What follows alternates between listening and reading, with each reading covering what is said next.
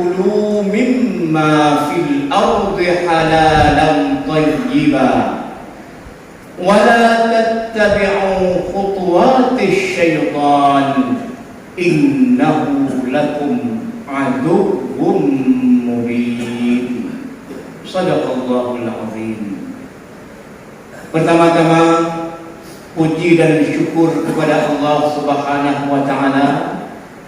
Salawat dan salam kepada Rasulullah sallallahu alaihi wasallam beserta keluarga dan sahabat beliau sekalian.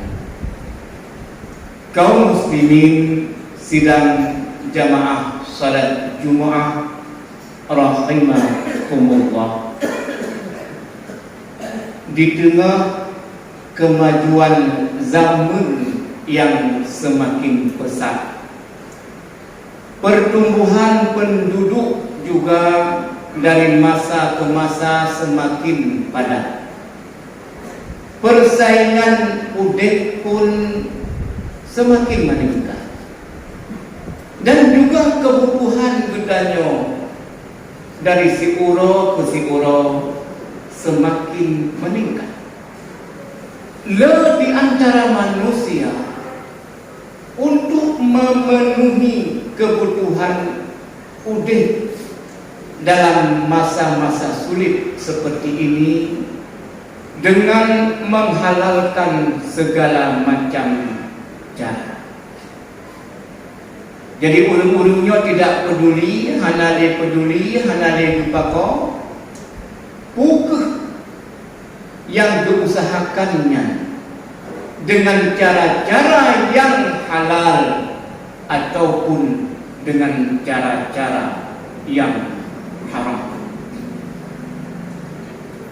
Nabiyullah Rasulullah sallallahu alaihi wasallam dalam sebuah hadis yang diriwayatkan oleh Bukhari Muslim dari Abi Hurairah radhiyallahu anhu, qala Rasulullah sallallahu alaihi wasallam, ya'ti 'alan nasi zamanun la yubalul mar'u ma akhadha minhu aminal halali am minal haram. Nepegah Rasulullah akan roh bak manusia saboh zaman, saboh wate, saboh masa di mana bak saatnya manusia tidak lagi peduli manusia yang hadannya dipakok, pu yang mereka konsumsi, pu yang urungnya pajuk, pukeh dari sumber yang halal ataupun dari sumber yang haram. Menyebutnya masa wate atau zaman yang dipegang Rasulullah sallallahu alaihi wasallam sang-sang kana di hadapan ketanya. Bertanya kalian praktek ribawi yang mendatangkan banyak mudaratnya. Urung-urung yang mengambil, memakan harta orang lain dengan tanpa hak, mencuri, menipu, korupsi, dan jalan-jalan yang lain yang hana diridha oleh Allah Subhanahu wa ta'ala.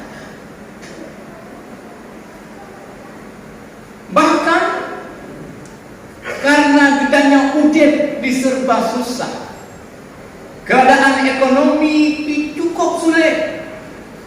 Nah, di antara manusia-manusia yang lemah imannya, mereka berkata, di zaman yang serba susah, yang serba sulit lagi rupa, jangankan untuk mendapatkan yang halal, untuk mendapatkan yang haram saja susah. Jadi seakan-akan orangnya ingin menggiring opini kita, ingin menggiring pemikiran kita, seakan-akan ingin kekun. Karena memenuhi berbagai macam kebutuhan urip, menyo yang halu hana melupa, yang haram itu seakan-akan juga tidak mengapa. Na'udzubillah, thumma na'udzubillah.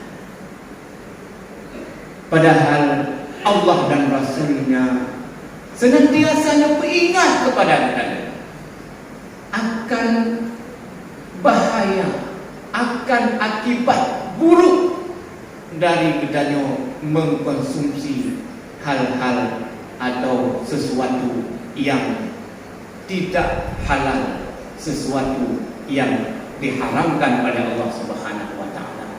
Baik itu haram zatnya ataupun haram dari segi kita memperoleh atau mendapatkannya. Di antara akibat buruk dari memakan harta yang haram atau makanan yang hana halu adalah sebagaimana firman Allah Subhanahu wa taala dalam surah Al-Baqarah ayat 168. Dikatakan oleh Allah, ya ayyuhan nasu kulu mimma fil ardi halalan thayyiba wa la tattabi'u khutuwatis syaitan innahu lakum aduwwun mubin. Dikatakan oleh Allah, wahai manusia, dapat jauh boleh kata pupu yang di atas permukaan bumonyo dari yang halal-halal. Halal lagi baik, le halal juga baik, tidak mendatangkan mudarat bagi kita, tidak mendatangkan penyakit bagi kita. Halal lagi baik. Dikatakan oleh Allah, wala tattabi'u khutuwati syaitan innahu lakum aduwwun mubin. Baik kata tak ikut langkah-langkah syaitan, baik kata tak ikut tipu daya syaitan. Karena syaitan itu merupakan musuh yang nyata bagimu. Jadi orang-orang yang memakan harta yang haram atau sesuatu yang halal, berarti artinya mereka sudah mengikuti langkah-langkah syaitan. Kemudian yang kedua, bahaya atau akibat kita memakan sesuatu yang haram. Mungkin ulang-ulang untuk kita ingat kembali, akan sulit, susah bagi si orang untuk berbuat baik, untuk beribadah kepada Allah Subhanahu wa taala apabila memakan sesuatu yang tidak halal. Dalam Al-Quran surah Al-Mu'minun ayat 51, dikatakan ya ayyuhar rusulu kulu minat tayyibati wa'malu salihan inni bima ta'maluna alim. Dikatakan Allah kepada Rasul, wahai para Rasul, nepajo ledron sesuatu yang baik-baik. Yang perintahkan Allah para Rasul, dia baca yang gagal ya Allah. Wa'malu salihah, kemudian berbuatlah sesuatu amal yang baik, beribadahlah kepada Allah. Kepada Allah sesungguhnya Lun maha mengetahui terhadap umandan yang drone kerjakan. Maka menyatakan dalam tafsir Ibnu Katsir, pakan ayatnya disandingkan oleh Allah Subhanahu wa taala. Allah Subhanahu wa taala disebut di pajuh yang gagal, kemudian dilanjutkan oleh Allah untuk beramal kebaikan, untuk beribadah kepada Allah. Yang menandakan bahwasanya makanan dan minuman yang makanan dan minuman yang halal sangat berpengaruh terhadap kualitas dan juga kuantitas leuhana ibadah kita kepada Allah Subhanahu wa ta'ala. Yang kedua, bahaya memakan sesuatu yang haram. 5 katanya, berat katanya untuk berbuat baik. Berat katanya, 5 katanya untuk beribadah kepada Allah Subhanahu wa ta'ala. Kemudian yang kedua, akibat buruk dari memakan sesuatu yang haram,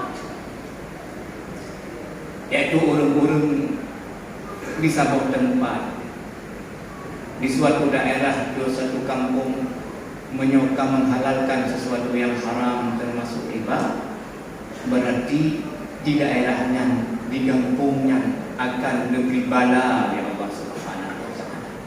Diberikan Rasulullah sallallahu alaihi wasallam dalam sebuah hadis yang diriwayatkan oleh At-Tirmidzi, "Idza zahara zina war riba fi qaryatin faqad akhadlu bi anfusihim ala Allah." Menyoyang sebuah tempat, sebuah daerah, karena dengan zina, kemudian juga perbuatan riba yang seakan-akan urang bak tempatnya, urang bak kampungnya, urang bak daerahnya, dengan sendirinya sudah menghalalkan, sudah meminta untuk diberikan azab oleh Allah Subhanahu wa ta'ala.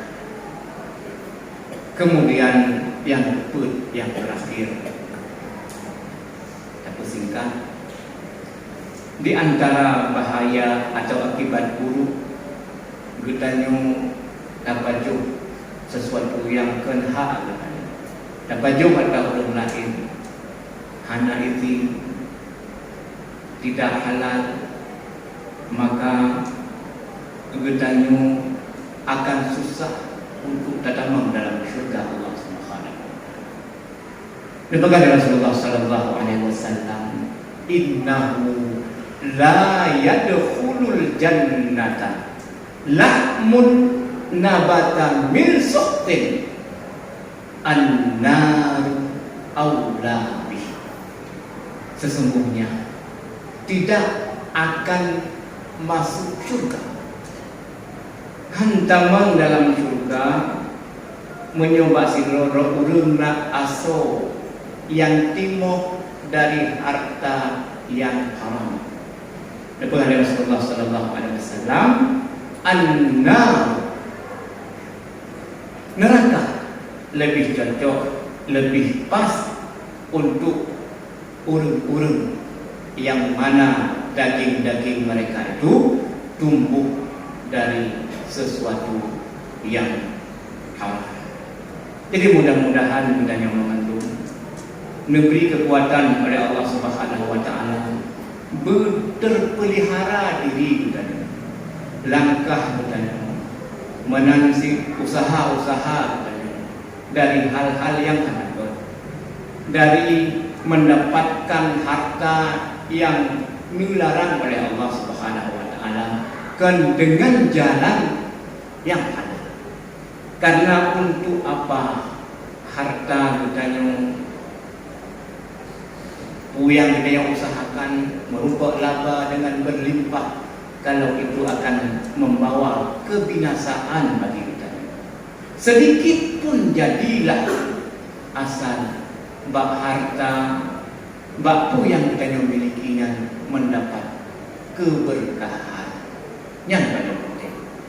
Karena nepegah le Ibnu Taimiyah, nepegah dia dengan al-qalilu minal halali yubariku fihi wal haramul kathiru yalhabu wa yamhaquhu Allah ta'ala. Sesuatu yang halal itu walaupun sedikit, nepegah le Ibnu Taimiyah, Syekhul Islam, walaupun nyanyi sedikit, tapi akan membawa keberkahan, akan berkah di dalamnya. Tetapi sesuatu yang haram, walaupun nyanyi, pasti akan gagal, akan hilang dari kitanya, bahkan akan dicok ulang oleh Allah Subhanahu wa taala dengan berbagai macam cara. Mudah-mudahan kita nasib dengan harta, dengan rezeki yang halal yang dari Allah Subhanahu wa taala, dan senantiasa kita berdoa kepada Allah Subhanahu wa taala dengan doa yang diajarkan oleh Rasulullah sallallahu alaihi wasallam dalam hadis At-Tirmidzi, Allahumma kfini bihalalika an haramika wa aghnini bifadlika amman siwak. Ya Allah, neku sekuh bagi dong